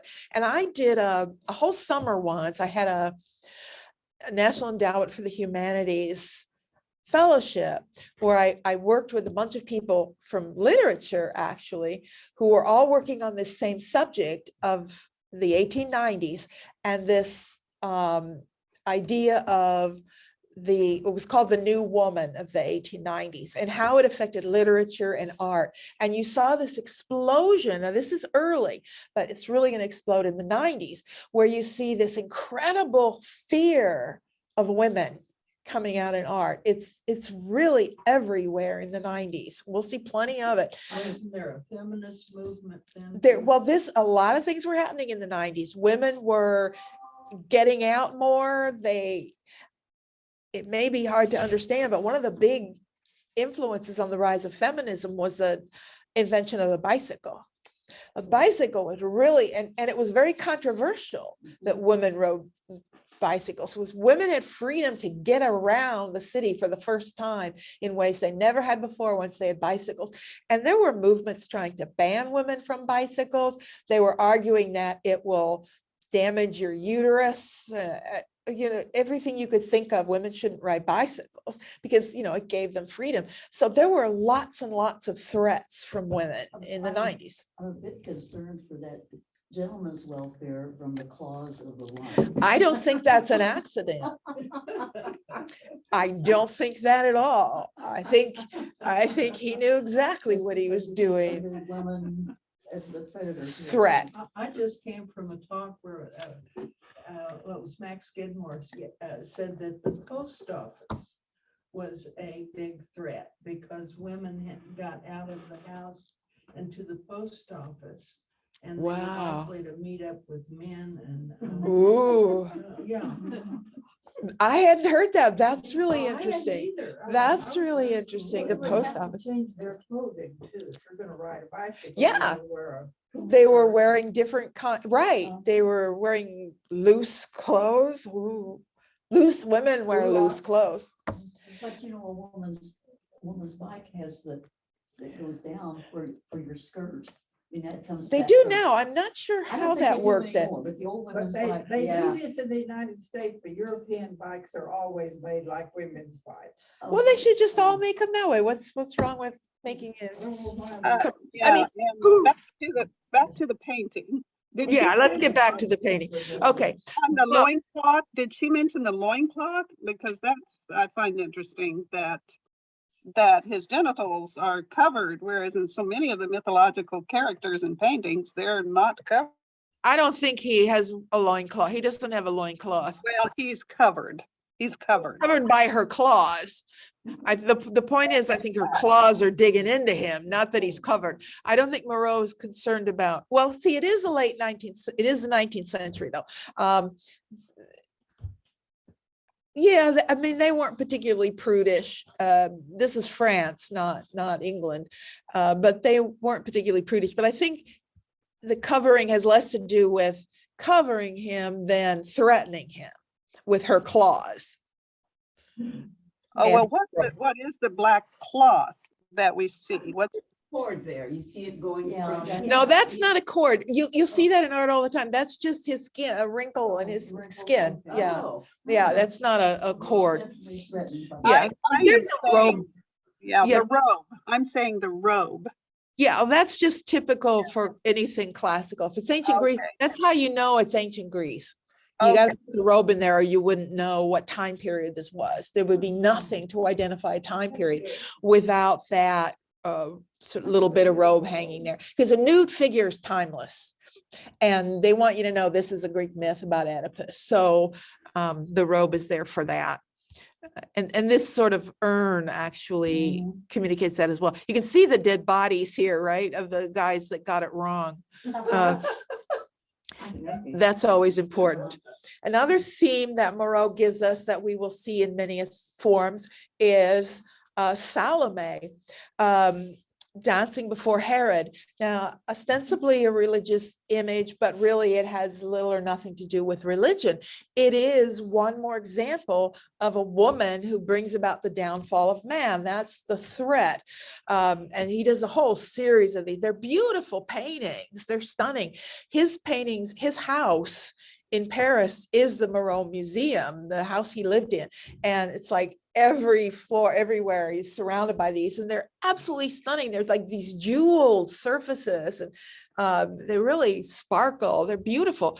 I love the way he creates this sort of dream-like quality. It's almost like you're looking through layers of diaphanous fabrics, and Seven veils. yeah. The seven veils, like you're looking through them. The black cat, we talked about cats and saw black.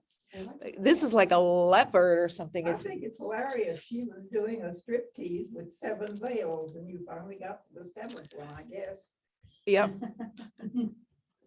So Salome also immediately references a disembodied head.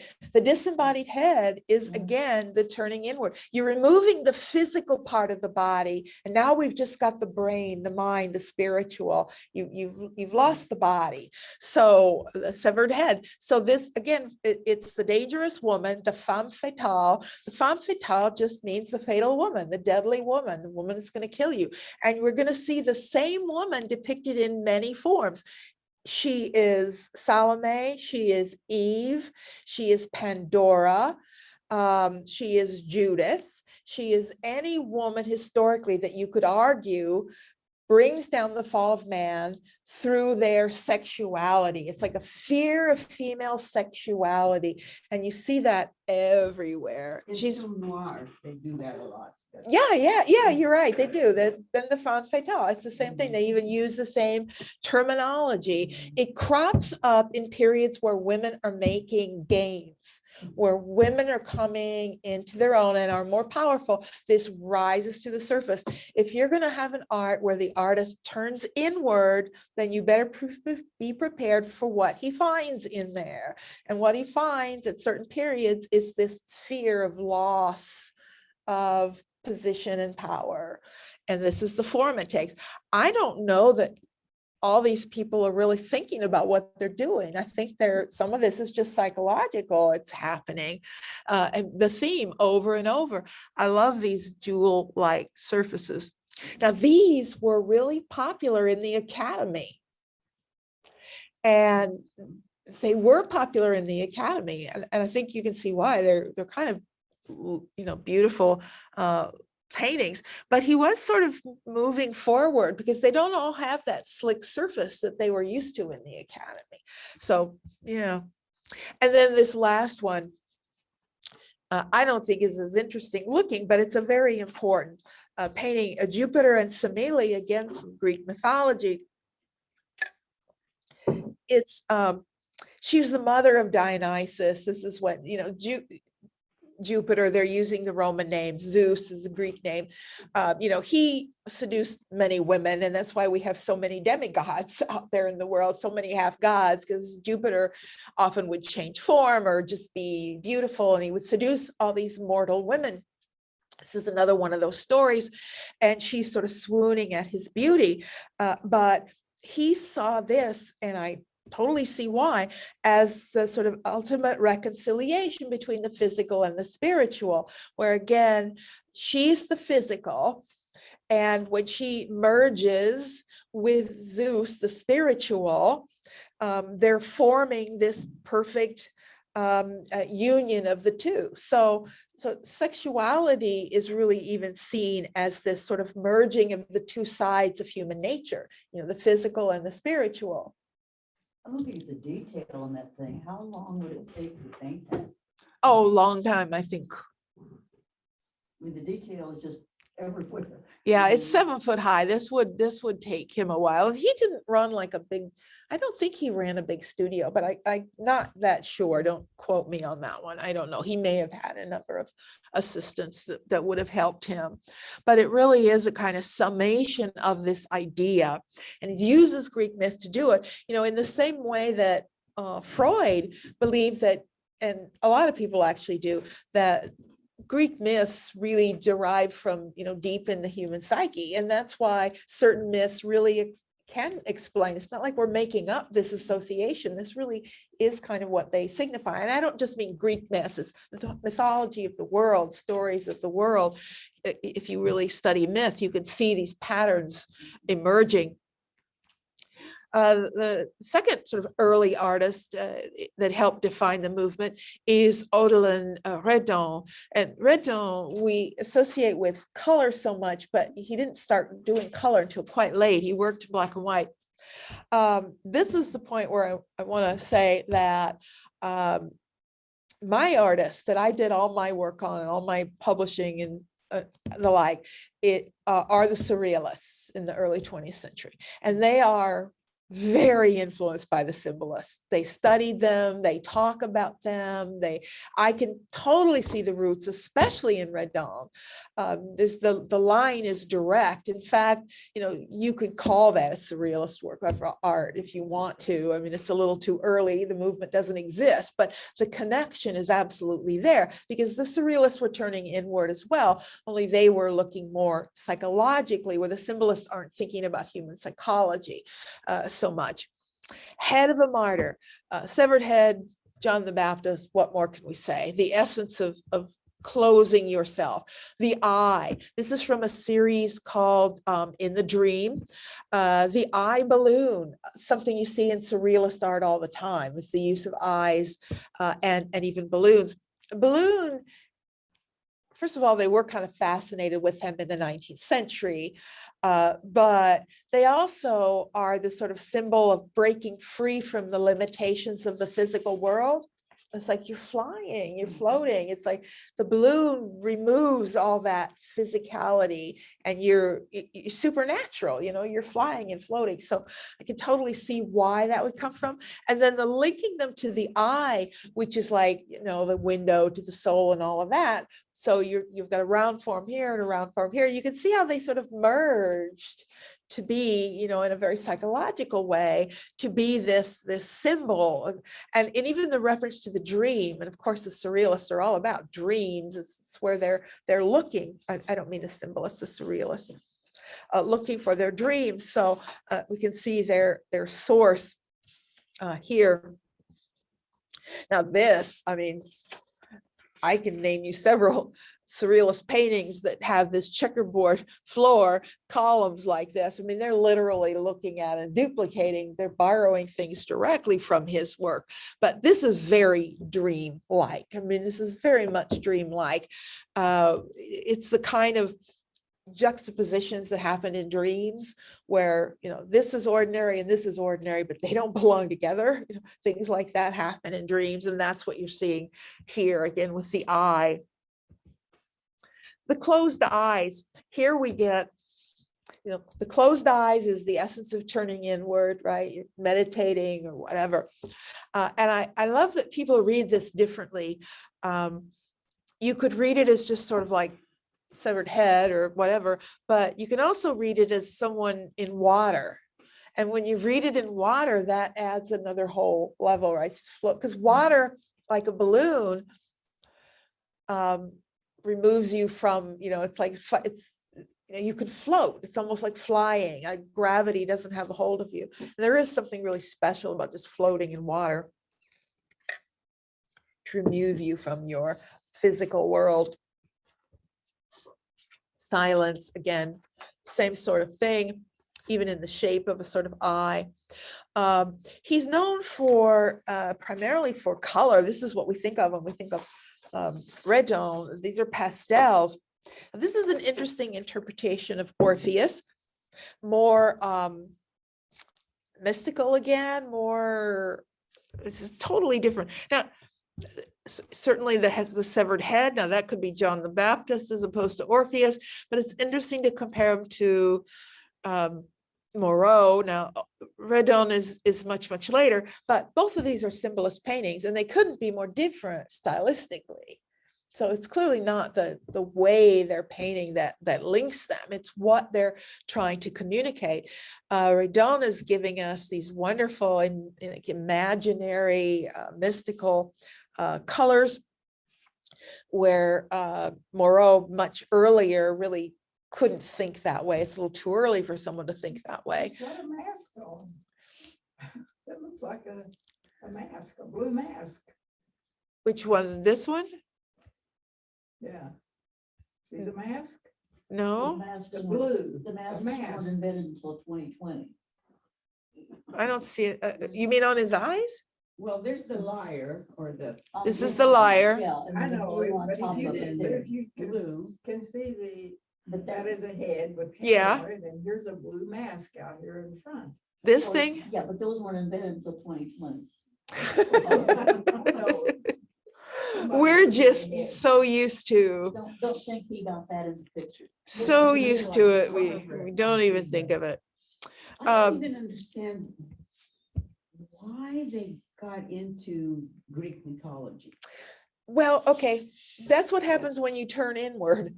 When you start, I mean, if you're trying to get to the core of the human psyche, and you start thinking about these big ideas like fear and love and anger and jealousy, that's where it takes you, because that's what they're about. Like, this story is about jealousy, and this story is about what happens when, if you study myth, if you study anthropology, like Levi Strauss or any of these postmodern anthropologists who study mythology and look for these patterns, and they identify, But like if there's- this person who's going to become introspective had never read the book. but they on- have, these Yeah, I guys mean, are all these classically people are trained. already- They yeah, know mythology in yeah. ways that we don't today. Well, part of this, I think, was the fact that you used to, if you were an artist, you had to paint a religious painting. In the Had to past, Go yeah. by the Bible, so they didn't have to do that anymore. They could do Greek myth, and I think they would have done it earlier. If they Well, had they a always chance. did Greek myth. You find Greek mythology, not in the Middle Ages, but once you get into the Renaissance, there's mythology all over the place. Yeah. They do Greek mythology. Yeah, there was revision, revised. They rethink it and they link it to religious stories, like Right. Venus becomes associated with the Virgin Mary. I mean, so mythology is around. It's just that you're right. They're not doing, we haven't looked at religious art in the 19th century. There's just really not, I mean, it's not like it's not being done, but it's not, the mainstay of art like it used to be. But so they do have greater freedoms to choose what to do. And these sort of universal myth stories. I mean, I think Levi Strauss is what they're like, only 5 stories in mythology there, and it's all about different relationships, like the father-son stories and what I don't remember, it's been a long time, but they're universal for a reason. It's because they're in all of our psyches already. They're there. You just have to look inside and find them. And of course, they all see each other's work, so they're all influencing each other also. And then who would have put Ophelia? Okay, Shakespeare. You don't see French artists referencing Shakespeare. This is a British thing. This is what British artists do.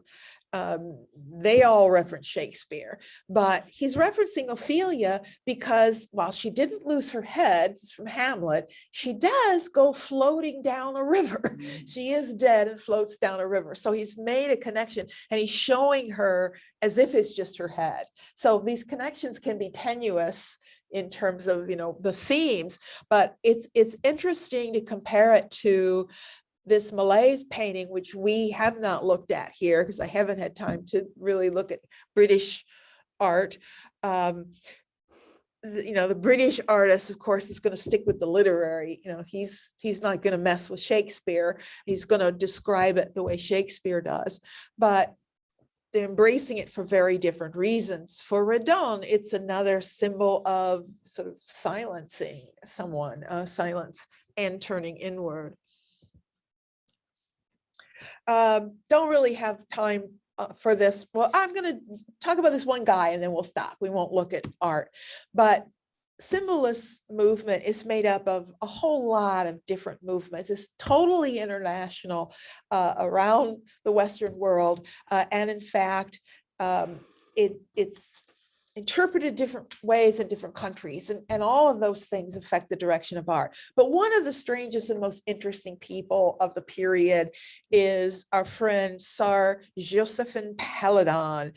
He was not an artist, he was a writer, and he was part of this organization, which became known as the Order of the Rose Croix. We just call it the Rose Croix Society. The full name, Order of the Rose Croix of the Temple and the Grail. I talk about a mystical sounding name.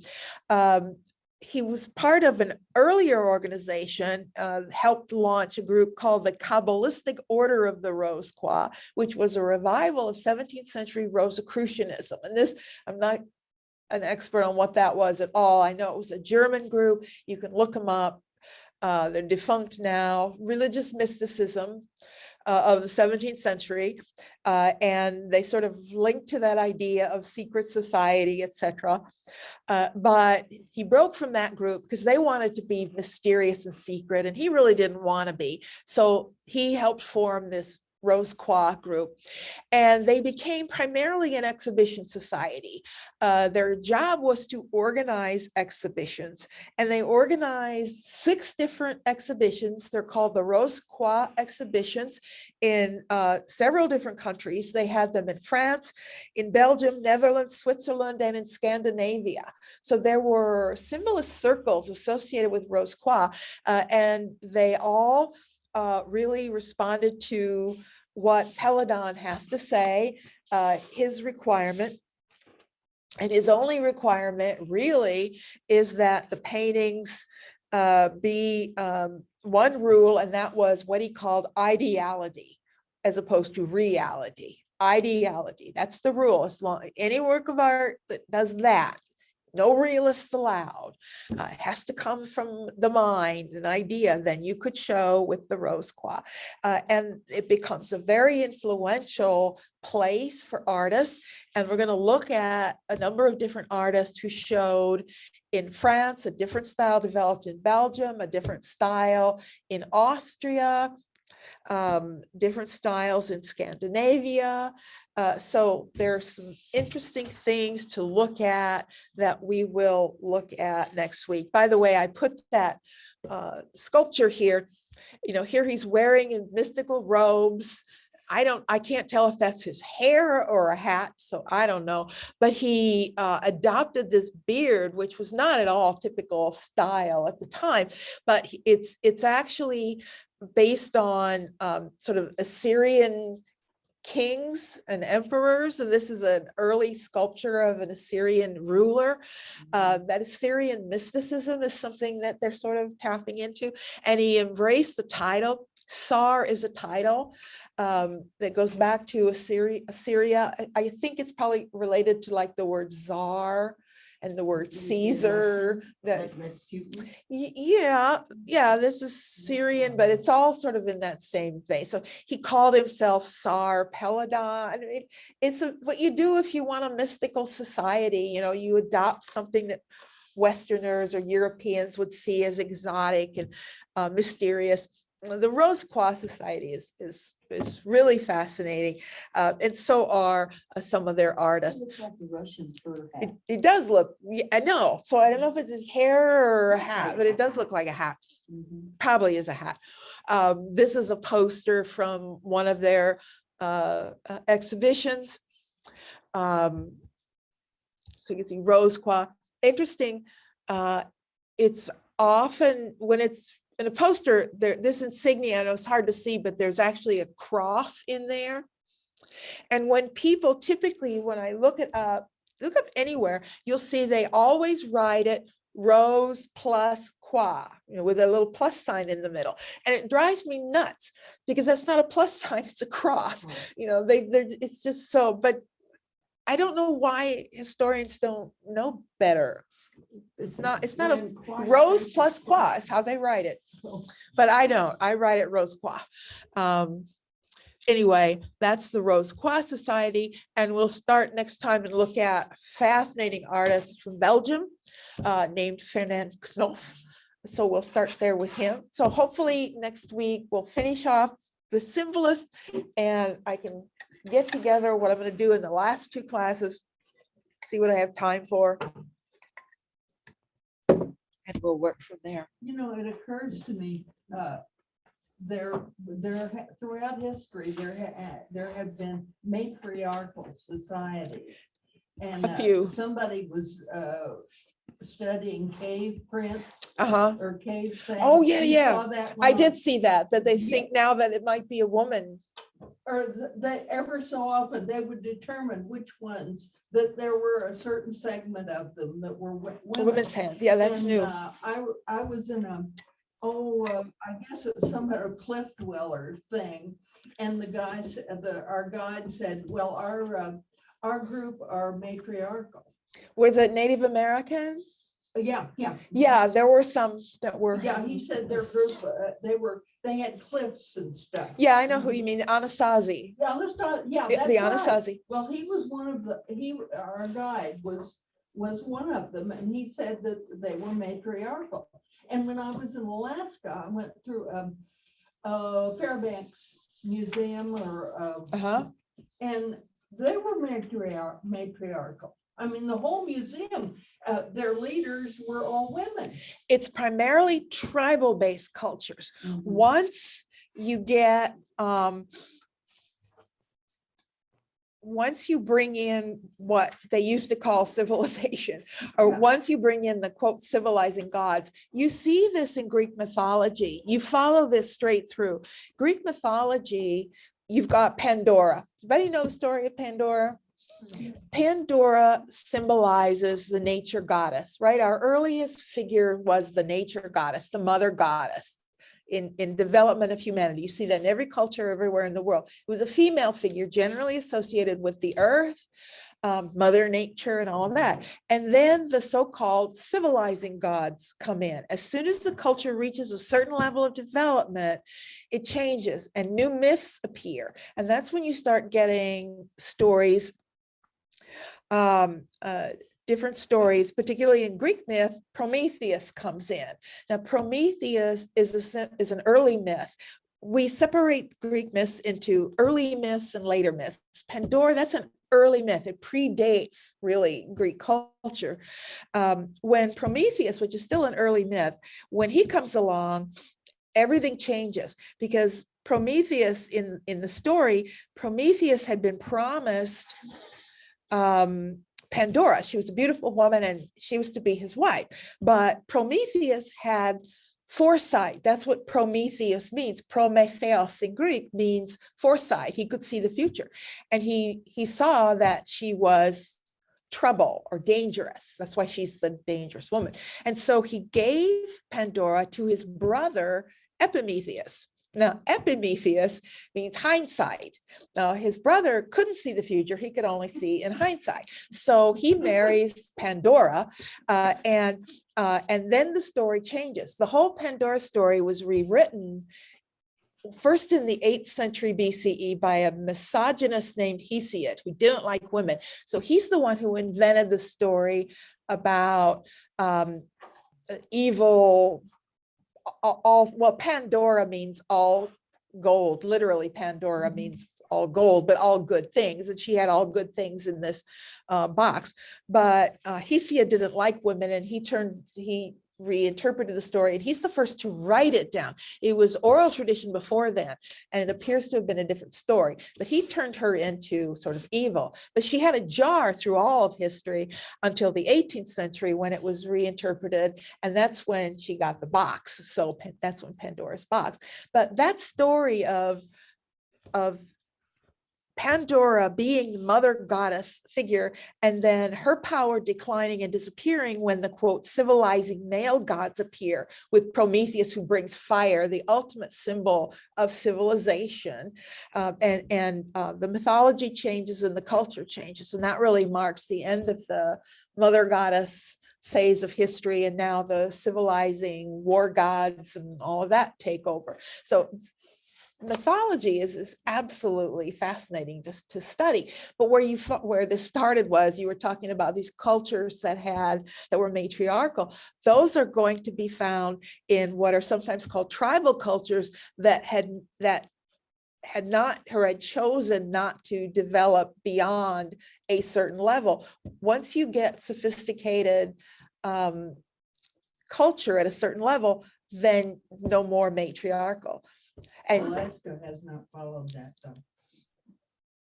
what do you mean?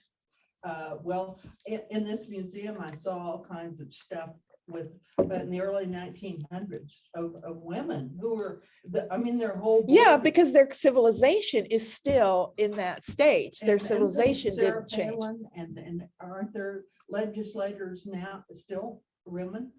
I mean, in Alaska, are a lot of them.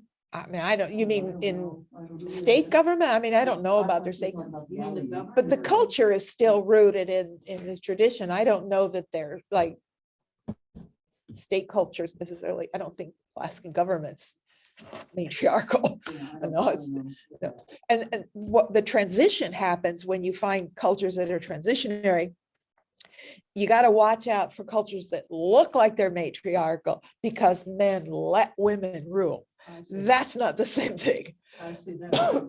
Well, obviously Sarah Palin wasn't very smart, but. No, no, just because a woman is in power doesn't make it matriarchal. Yeah. But I think one of their senators is Republican, and she has thwarted the whole thing. Well, yeah, I think there's a big difference between a matriarchal culture and women in positions of power. Oh, I mean, that okay. doesn't mean it's matriarchal at all. Matriarchal is when women as a group make the decisions and they give power to men if they choose to, just as patriarchal system is men in power and they give power to women if they choose to. Mhm. Yeah, big difference. So anyway, does anybody have any other questions before we call it a day, or comments on the big issues? We're getting into big issues, which we never, I mean, that's this, we're in the symbolists, you know, that's what they're about, are big issues. Well, It's if just not- really great to hear you, Peggy, with everybody else's comments, and we get to feel like we're in the room when we aren't, know who else is in I'm the room. glad. That's true. See their world too. Good, because I worry that you're, you know, feeling outside because you're Thank you not in very the much. room, but you're very welcome, everybody. We'll see you next week. Take Thank care. you. Are You're we very going for welcome. The, till right before Thanksgiving?